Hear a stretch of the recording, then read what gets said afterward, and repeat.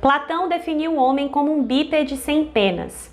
Certa vez, Diógenes chegou na frente de Platão e de todos os seus discípulos com uma galinha depenada, dizendo: "Eis aqui o homem de Platão."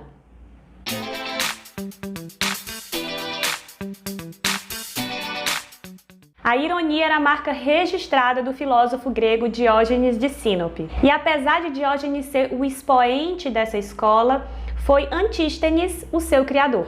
Antístenes foi discípulo de Sócrates e a gente sabe que Sócrates também era conhecido pela sua irreverência, a forma irônica muitas vezes de falar e o seu estilo de vida simples. No entanto, o cinismo levou a simplicidade socrática ao limite, e Diógenes é essa figura que encarna a radicalidade do pensamento cínico. Assim como Sócrates, Diógenes nunca escreveu nada, e tudo que a gente sabe são de escritos de outros autores. Os seus ensinamentos estavam na vida prática, ou seja, no seu próprio exemplo de vida.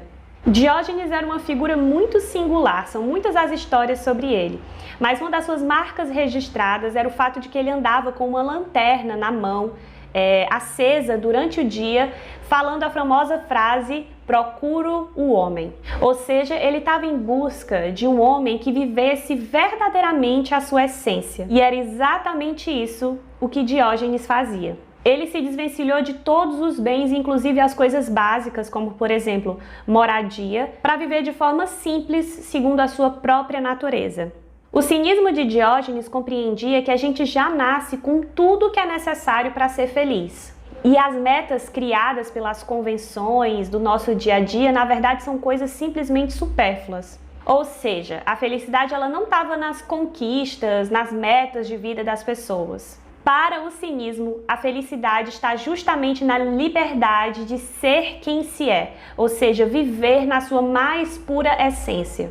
Nem que isso te aproxime de certo lado animalesco. Lembrando que cínico vem do grego kínikos, que significa como um cão. Essa nomenclatura veio com uma intenção pejorativa. As pessoas meio que xingavam Diógenes de cão, porque ele vivia daquela maneira ali ao natural, né? Fazendo suas necessidades fisiológicas, enfim, na frente de todo mundo. Mas o interessante é que Diógenes e os cínicos acabaram se apropriando dessa nomenclatura de forma positiva. Uma história que exemplifica bem isso. Certa vez, em um banquete, querendo zombar de Diógenes, as pessoas jogaram a ele ossos, que nem a gente faz com um cachorro. E como resposta, Diógenes urinou sobre eles, também como um cão. Ou seja, Diógenes nunca levava desaforo para casa. A natureza anárquica do comportamento de Diógenes quebrava completamente com o padrão de comportamento moral cultural grego, que prezava sempre pelo equilíbrio. Esse extremismo, ele vinha para chacoalhar aquelas convenções que eram consideradas como naturais pelos gregos. Diógenes tratava qualquer pessoa como alguém comum. Inclusive, existem várias histórias entre ele e Alexandre Magno.